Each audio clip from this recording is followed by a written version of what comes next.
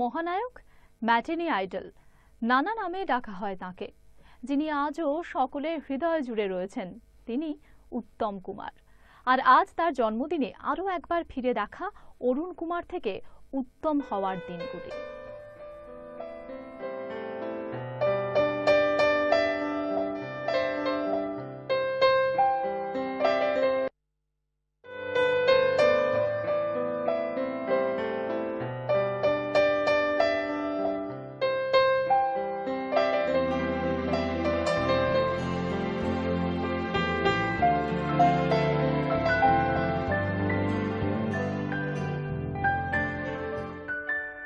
মহানায়ক বোধহয় এমনই হয়, যার জীবনের প্রথম দিন থেকে শেষ দিন পর্যন্ত ছিল নানা উত্থান পতন, যার জীবনের প্রতিটি পাতায় লেখা নানা অভিজ্ঞতা। কলকাতায় এক মধ্যবিত্ত বাঙালি পরিবারে জন্ম হল অরুণ কুমার চট্টোপাধ্যায়ের। তারিখটা ছিল ৩রা সেপ্টেম্বর ১৯২৬।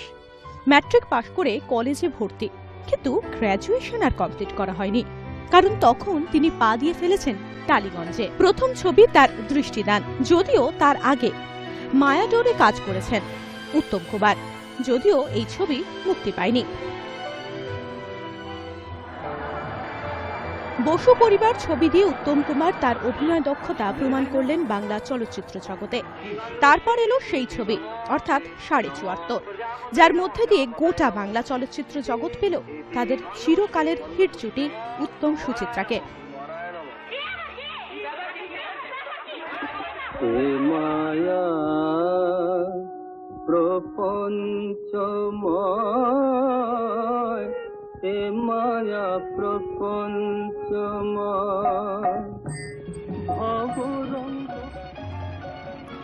একের পর এক হিট ছবি উপহার দিতে থাকলেন উত্তম কুমার।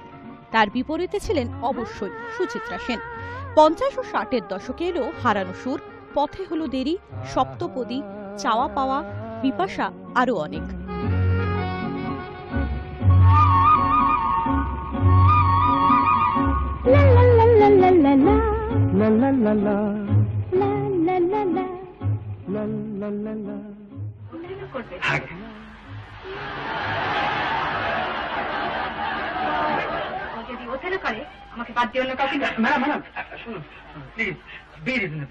এতগুলো লোক ওই জামা পোশাকটুকু দেখবার জন্য বসে আছে।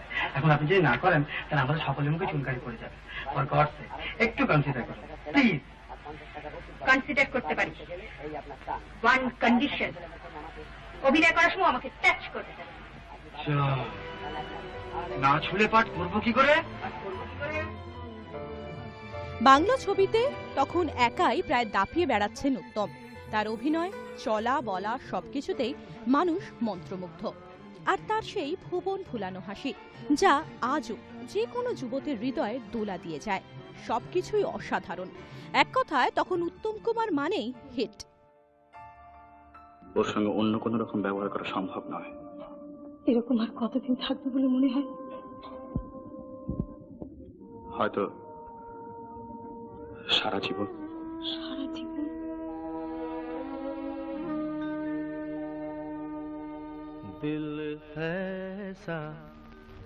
বাংলা ছবিতে কাজ করার পাশাপাশি তিনি বেশ কিছু হিন্দি ছবিতেও কাজ করেছেন।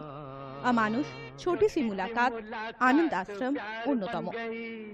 प्यार बन के गले का हार बन गई, या या हिप्पी हिप्पी या या या या या हिप्पी हिप्पी या या या। এটা কি নাম দেওয়া যায় বলতো? আবার ওটাকে নিয়ে পড়েছো? আর ওটাকে বিদায় করো, আর তা নাহলে আমার অন্যত্র ব্যবস্থা করতে হবে। নয়তো এখানেই একটা খুন খারাপি হয়ে যাবে।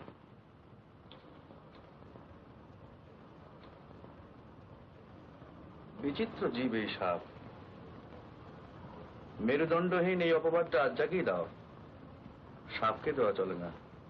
সেই সময়কার অন্যতম পরিচালক সত্যজিৎ রায়ের সঙ্গে কাজ করার সুযোগ এলো প্রথমবার চিড়িয়াখানা ছবিতে। সেখানে তিনি এলেন ব্যোমকেশ বক্সীর ভূমিকায়। রবীন্দ্রনাথকে দেখো, চোখের বালি থেকে শুরু করো, অবৈধ প্রেম ছাড়া উপন্যাস নেই। I want to go to the top and top and top। এই কথা শোনা গেল মহানায়কের কণ্ঠে নায়ক ছবিতে।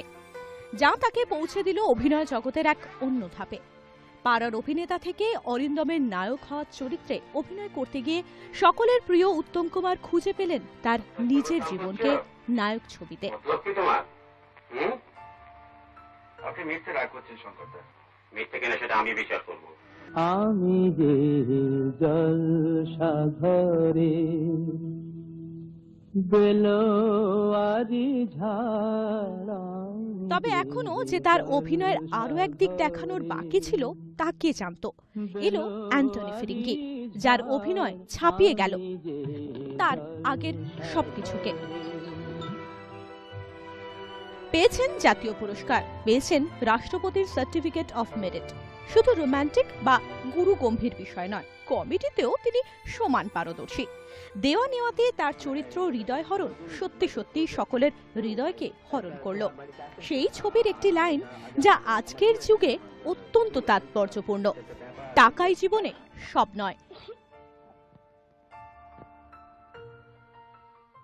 অভিনয়, প্রযোজক, পরিচালক, এমনকি সুর দিয়েছেন বেশ কিছু গানে। তিনি ছিলেন এক সম্পূর্ণ চলচ্চিত্র ব্যক্তিত্ব। তাই হয়তো তার মৃত্যুর এত বছর পরও বাঙালি এক কথায় তার ম্যাটিনি আইডল বলতে শুধু নাম নেয় উত্তম কুমারেরই।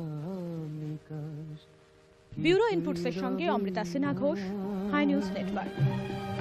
লুকোচুরি এই যে খেলা, প্রাণের যত দেয়ালে পূর্ণ হবে না জীবন খাতা প্রতি পাতা।